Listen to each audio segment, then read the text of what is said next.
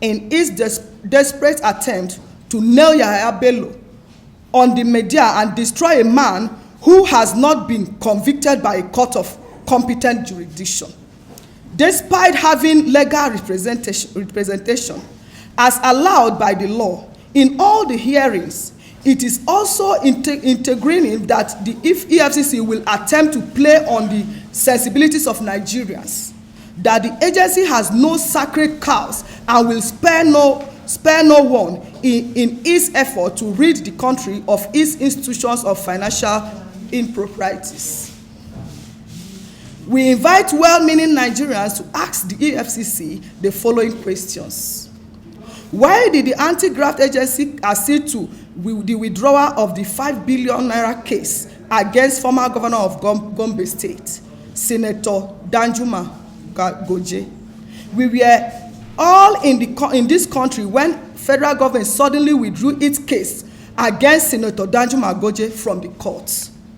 Why has the EFCC not prosecuted former Governor Samuel Otom of Benue State, despite the monumental corruption allegation against him and the willingness of the present Benue State government to assist the Anti-Graft Agency to unearth the endemic corruption that took place in the state during Otom's government?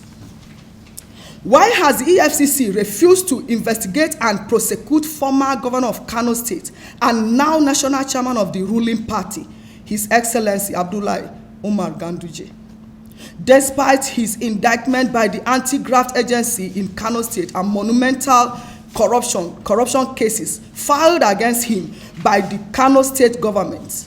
What happened to the viral Gandola video? Or has the agency started keeping sacred cows?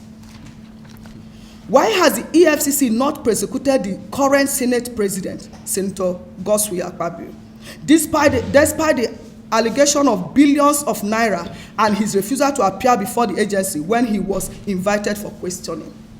Do we now have two laws in Nigeria, one for the Akpabios and the other for the Yahaya Bellos? We can go on and on as a group that has dedicated years of its existence into tracking corruption cases under the radar of the EFCC.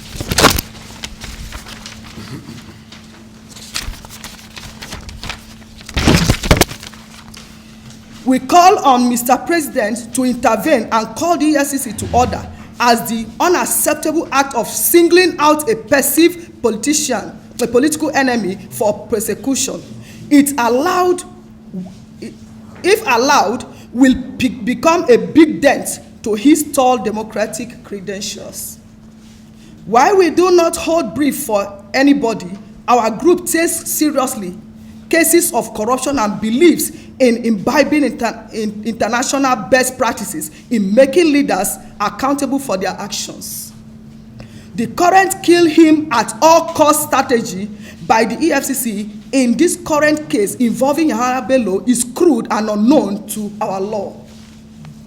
Lastly, the fact that some illiterate cachivists like the so-called Human and Environmental Agenda, Header Resource Center, and other fake groups are being hurriedly assembled to buy into the agenda of blackmailing and beating Yahaya Bello to submission further confirms the fears of many Nigerians that this so-called corruption prosecution of Yahaya Bello is